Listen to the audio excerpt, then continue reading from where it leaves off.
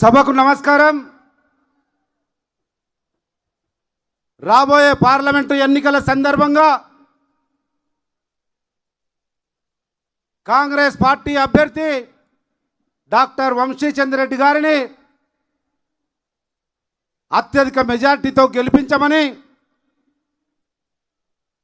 ఏర్పాటు చేసిన నారాయణపేట శాసనసభ నియోజకవర్గ స్థాయి సమావేశానికి విచ్చేసిన మీ అందరికీ, వేదిక మీద ఉన్న పెద్దలందరికీ నమస్కారాలు తెలియజేసుకుంటూ, గత 120 రోజుల క్రితము ఇదే గడ్డ మీద మీ అందరి సాక్షిగా కాంగ్రెస్ పార్టీని, మీ బిడ్డగా పర్ణిక రెడ్డిని గెలిపించండి, ఆశీర్వదించండి అంటే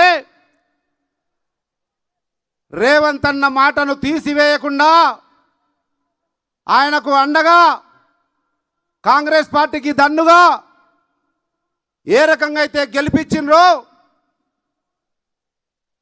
మళ్ళీ 4 నెలల్లోనే పార్లమెంట్ ఎన్నికలు వచ్చినాయి. యావత్ భారతదేశం ఎన్నికలకు పోయింది. 120 రోజుల్లోనే ఆ రోజు ఇదే వేదికగా మీ అందరి సాక్షిగా ఆనాటి రాష్ట్ర కాంగ్రెస్ కమిటీ అధ్యక్షుడిగా ఏదైతే హామీ ఇచ్చిండో, ఏదైతే నమ్మకాన్ని, విశ్వాసాన్ని కల్పించిండో, అది నమ్మి మీరు ఓటేస్తే 120 రోజుల్లో ఏం జరిగిందో మీరు చూస్తూ ఉన్నారు. యావత్ భారతదేశం నివరబోతా ఉంది. నాకు తెలిసి స్వతంత్ర భారతదేశ చరిత్రలో ఒక రాష్ట్ర ముఖ్యమంత్రిగా ఎన్నికై 120 రోజుల్లోనే ఆ రాష్ట్రంలో ఉన్న అన్ని వర్గాల ప్రజల కళ్ళల్లో కాంతి చూసే విధంగా చారిత్రాత్మకమైనటువంటి నిర్ణయాలు తీసుకునే ఒకే ఒక్క నాయకుడిగా ఈరోజు యావత్ భారతదేశంలో కొనియాడబడుతున్నారు. మన అందరి ప్రియతమ నాయకుడిగా, ఈ గడ్డ బిడ్డగా, పాలమూరు మట్టి పరిమళంలో పరిమళించి రాజకీయ వటవృక్షమై ఈరోజు మన ముఖ్యమంత్రిగా మన ముందున్నటువంటి గౌరవనీయులు యనుమల రేవంత్ రెడ్డి గారు, నేను కానీ మీ పార్లమెంటు అభ్యర్థి వంశీచంద్రెడ్డి గారు ఢిల్లీ పోతుంటాం, బాంబే పోతుంటాం, ఛత్తీస్గఢ్ పోతుంటాం పార్టీ పని మీద. ఎక్కడ పోయినా అడుగుతా ఉన్నారు, क्या हो रहा संपत जी, आपका सीएम साहब दिखने को छोटा दिखता मगर क्या काम कर रहा जी, कोई भी नहीं सोचे ऐसा कर सकता बोल के. ఎవరు కూడా ఈ రకంగా చేస్తారని ఊహించలేదు. ఎట్లా చేస్తున్నాడు ఆయన రేవంత్ రెడ్డి అన్నట్టు ఆయన అడుగుతా ఉన్నారు. అది మన బిడ్డ గౌరవం, మన పాలమూరు గౌరవం దశ దిశలా యావత్ భారతదేశంలో మారుమోగుతా ఉంది. దానికి కారణం మీ అందరూ అండగా నిలిచిండ్రు. వారు చెప్పినటువంటి ఆలోచనలకు అనుగుణంగా నడిచినారు కనుకనే ఈరోజు మనకు ఆ గౌరవం దక్కింది. మళ్ళీ అదే గౌరవం దక్కాలంటే మన నాయకుడిగా రేవంత్ రెడ్డి గారికి నైతిక స్థైర్యాన్ని ఇవ్వాలి, కాంగ్రెస్ పార్టీకి అండగా నిలబడాలి. రేపు రాబోయే ఎంపీ ఎన్నికల్లో కూడా కాంగ్రెస్ అభ్యర్థిగా వంశీచంద్రెడ్డి గారిని గెలిపిస్తేనే ఇంకా ధైర్యంగా అనేక కార్యక్రమాలు తీసుకునే అవకాశం ఉంటుంది. ఒక 2 విషయాలు చెప్తా. ఏ 6 గ్యారంటీల పేరు మీద అమలు చేసి ఈరోజు చారిత్రాత్మకమైన ముఖ్యమంత్రిగా 29 రాష్ట్రాల్లో కొనియాడబడతా ఉన్నాడో, ఈరోజు Bharatiya Janata party manifesto release చేసింది. ఎంతమందికి తెలుసో తెలియదో నాకు తెలియదు, కానీ నిన్ననే నరేంద్ర మోడీ చక్కగా 36 పేజీల మేనిఫెస్టో రిలీజ్ చేసిండ్రు. భారతీయ జనతా పార్టీ మేనిఫెస్టో ఒక్క అక్షరం ముక్క కూడా, ఒక్క పదం కూడా తెలంగాణ రాష్ట్ర అభివృద్ధి విషయంలో కానీ, తెలంగాణ రాష్ట్ర ప్రజల సంక్షేమం విషయంలో కానీ లేదు వారి మేనిఫెస్టోలో. ఈరోజు భారతీయ జనతా పార్టీ అభ్యర్థులుగా వచ్చేవాళ్ళు ఏం ముఖం పెట్టుకొని ఓట్లు అడుగుతారని వేదిక ద్వారా ప్రశ్నిస్తూ ఉన్నాం. ఒక్క ముక్క లేదండి మీకు సంబంధించింది, మనకు సంబంధించింది, మహబూబ్నగర్ పార్లమెంట్కు సంబంధించింది, నారాయణపేటకు సంబంధించింది, ఒక్క ముక్క కూడా లేదు. ఏ రకంగా భారతీయ జనతా పార్టీ నైతిక హక్కును కోల్పోయిందో ఆలోచన చేయమని కోరుతా ఉన్నా. ఇంకొక పార్టీ ఏం తొక్కిండో తెలియదు రేవంత్ అన్న కానీ కనబడకుండా భూ పాతాళానికి పోయింది బీఆర్ఎస్ పార్టీ అనే పార్టీ. ఎట్లా దొక్కిండో మీరే చూసిర్రు, ఎన్నిసార్లు దొక్కిండో మీరే చూసిర్రు. అది ఈరోజు కనబడే పరిస్థితుల్లో లేదు, జాకి పెట్టినా లేచే పరిస్థితుల్లో లేదు, దాన్ని ఇడిచిపెడదాం. కానీ ఈరోజు బీజేపీ పార్టీ మీద పేరు వస్తున్నట్టు ప్రధానంగా మన మహబూబ్ నగర్ పార్లమెంట్లో అత్యధిక జనాభా కలిగిన వాళ్ళు ఎవరు? నా ముదిరాజు పులి బిడ్డలు. ఏమరిగిందండి ముదిరాజు బిడ్డలకు? భారతీయ జనతా పార్టీ కేంద్రంలో కానీ ఈరోజు ఓట్లు అడగడానికి వచ్చిన వాళ్ళు భారతీయ జనతా పార్టీ తరఫున ఇదే కాంగ్రెస్ పార్టీ భిక్షతో దశాబ్ద కాలం పాటు మంత్రిగా ఓ వెలిగి ఈ ప్రాంత బిడ్డగా చెప్పుకునేటోళ్ళు ఏం చేసిండ్రు? ఈ ప్రాంతంలో అత్యధిక మెజారిటీ జనాభా ఉన్న ముదిరాజులకని అడుగుతా ఉన్నాం. గుండె మీద చేసుకొని సమాధానం చెప్పాల్సిన అవసరం ఉంది. అదే సందర్భంలో ముదిరాజులు కూడా గుండె మీద చేసుకొని ఆలోచన చేయాల్సినటువంటి అవసరం ఉంది. రేపు 13వ తేదీ ఓటేసే ముందు మీ ముందు కనబడతా ఉన్నాడు నిలువెత్తు నిదర్శనం. మీ జీవితాలను మార్చబోతా ఉన్నాడు మిదరాజు బిడ్డలారా. రేవంత్ రెడ్డి అనేబడే నాయకుడు మీ తరతరాల బిడ్డల జీవితాలను మార్చడానికి వచ్చిన మహానుభావుడుగా కొనియాడబడతారు. కాసేపట్లో మీకు శుభవార్త కూడా తెలియజేస్తారు. ఆలోచన చేయండి. కళ్ళ ముందర కనబడే నాయకుడు మహిళల కొరకు, యువకుల కొరకు, నిరుద్యోగుల కొరకు, రైతుల కొరకు, బడుగు బలహీన వర్గాల కొరకు నేనున్నా మీకు అండగా అని చెప్పే రేవంత్ రెడ్డి కావాలనా? 26 పేజీల మేనిఫెస్టోలో ఒక్క ముక్క కూడా మన గురించి లేకుండా రంగుల కల రాజకీయాలు చేసే వాళ్ళు కావాలన్నా? ఆలోచన చేసుకోమని చెప్తా ఉన్నా. ఎందుకంటే రేపు 13వ తేదీ వేయబోయే ఓటు మీ జీవితాలను మార్చే ఓటు, మీ తలరాతలను మార్చే ఓటు, మీ పిల్లల భవిష్యత్తును తీర్చిదిద్దే ఓటు. అవన్నీ జరగడానికి నిలువెత్తు నిదర్శనంగా మనకు అండగా మన గౌరవ ముఖ్యమంత్రి ఈ గడ్డ బిడ్డ.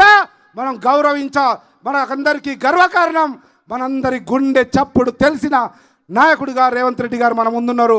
కనుక వారి ఆశీర్వాదం మేరకు, వారి అండదండలతో ఈ ప్రాంతం అభివృద్ధి చెందాలంటే కాంగ్రెస్ పార్టీ చేతి గుర్తే శరణ్యమని తెలియజేస్తూ, ఇంకొక విషయం, నేను ఒక దళితుణ్ణి.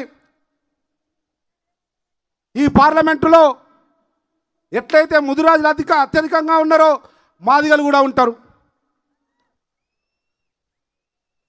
అటువంటి మాదిగ బిడ్డగా చెప్తా ఉన్నా, భారతీయ జనతా పార్టీ వాళ్ళు అమాయకులు మాదిగోళ్ళు అనుకొని మాయ మాటలు చెప్పి కనికట్టు రాజకీయాలు చేసుకొని మన నాయకుడు మందాకృష్ణ మాదిగను బుట్టలేసుకొని నరేంద్ర మోడీ కౌగిలింతల్లో వేసుకొని వెంకయ్య నాయుడు దగ్గర కాళ్ళ దగ్గర పెట్టి మాయ మాటలతో మందాకృష్ణను బుట్టలో వేసుకొని మందాకృష్ణ ద్వారా భారతీయ జనతా పార్టీ వర్గీకరణ చేస్తారని మోసపు మాటలతో నవ్వించే ప్రయత్నం చేశారు. ఈరోజు అడుగుతా ఉన్నా, నరేంద్ర మోడీ కాదు, కిషన్ రెడ్డి, డీకేఆర్నా సమాధానం చెప్పండి. ఎక్కడుంది మీ మేనిఫెస్టోలో ఏబిసిడి వర్గీకరణ? ఇది మాయలను మోసం చేయడం కాదా? మాదిగల ఉసురు తగలదా భారతీయ జనతా పార్టీకి? ఆలోచన చేయమని కోరుతా ఉన్నా. అటువంటి పరిస్థితులలో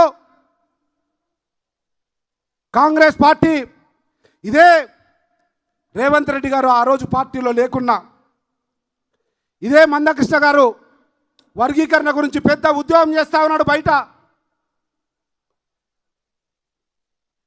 కాంగ్రెస్ పార్టీ తరఫున ఒక మాదిగ బిడ్డగా శాసన సభను ఒక్కనైనా ఏకాకిగా 3 రోజులు స్తంభింపజేయడానికి చేసిన ప్రయత్నంలో మొత్తం శాసనసభలో 119 మంది ఉన్నారు.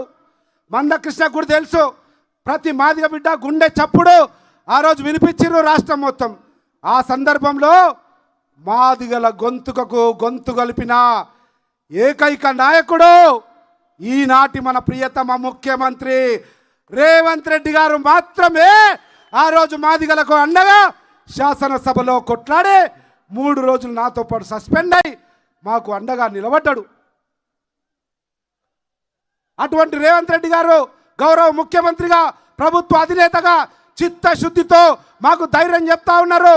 ఏబిసిడి వర్గీకరణ చేయడం నా ప్రథమ కర్తవ్యం సంపత్. బరబ్బర్ మాదిగలకు హామీ ఇయ్యి, మాదిగలకు అండగా ఉంటా. ఢిల్లీలో పోయి స్పెషల్ అడ్వకేట్ పెట్టుకోండి, కొట్లాడండి.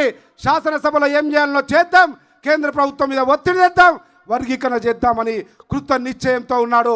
50 మంది మాదిగల తరపున 2 చేతులెత్తి సవినయంగా కాంగ్రెస్ ప్రభుత్వానికి రేవంత్ రెడ్డి గారికి కృతజ్ఞతలు ధన్యవాదాలు తెలియజేస్తా ఉన్నాం. ఈ సందర్భంగా ఒక్క ప్రశ్న అడుగుతా ఉన్నా,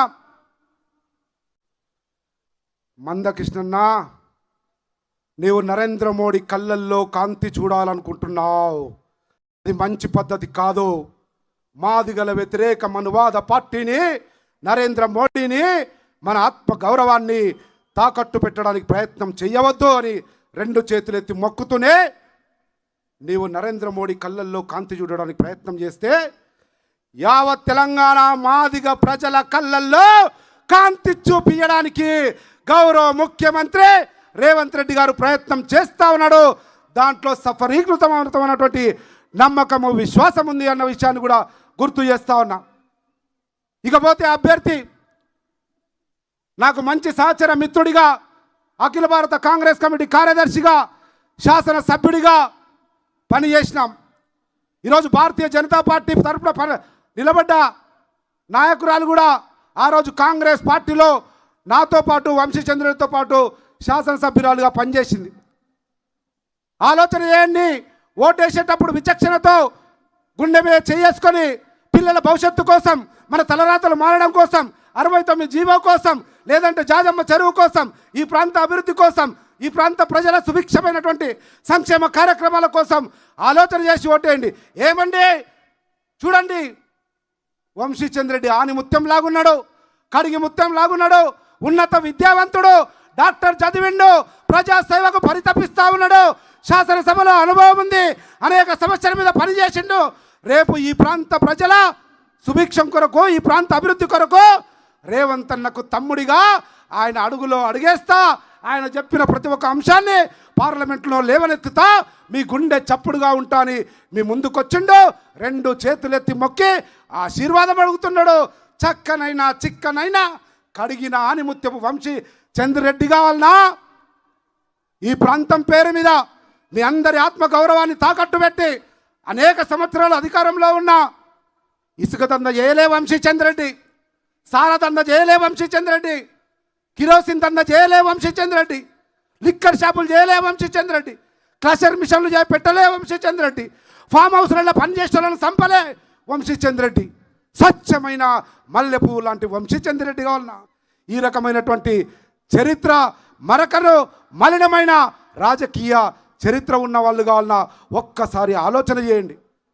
ఈ సందర్భంగా మనం అందరం కూడా మన బిడ్డగా, నేను కానీ నాకైతే 50 ఏళ్ళు, ఇప్పుడు ఇక్కడ ఉన్న వాళ్ళందరికీ చెప్తా ఉన్నా, మనము మన తరము చనిపోయే వరకు కూడా పాలమూరు గడ్డకు ఇటువంటి మహర్దశ రాదు. మళ్ళీ రేవంత్ రెడ్డి ముఖ్యమంత్రి లాంటి మహర్దశ మళ్ళీ రాదు. అటువంటి మంచి అవకాశం వచ్చింది, మహర్దశ వచ్చింది. మొన్ననే 1000 కోట్ల రూపాయలు ఇచ్చిండు, ఇంకా ఇవ్వడానికి సిద్ధంగా ఉన్నాడు. కనుక దయచేసి వారి నాయకత్వాన్ని బలపరచడం కోసం, వారికి ఆత్మస్థైర్యాన్ని ఇవ్వడం కోసం, వాడు రాబోయే రోజుల్లో ఇంకా ఈ ప్రాంతానికి ఎక్కువ నిధులతో అభివృద్ధి చేయాలనేటువంటి ఆలోచన రావడం కోసం అందరం కూడా ఏకతాటిపై రేవంత్ రెడ్డి గారి నాయకత్వంలో ఉమ్మడి మహబూబ్నగర్ జిల్లా బిడ్డలందరూ వారికి అండగా ఉన్నారన్నటువంటి విషయాన్ని రేపు ఎన్నికల్లో తెలియవలసిందిగా మరొకసారి మీ అందరికీ 2 చేతులెత్తి విజ్ఞప్తి చేస్తూ సెలవు తీసుకుంటా ఉన్నా. జై హింద్, జై కాంగ్రెస్.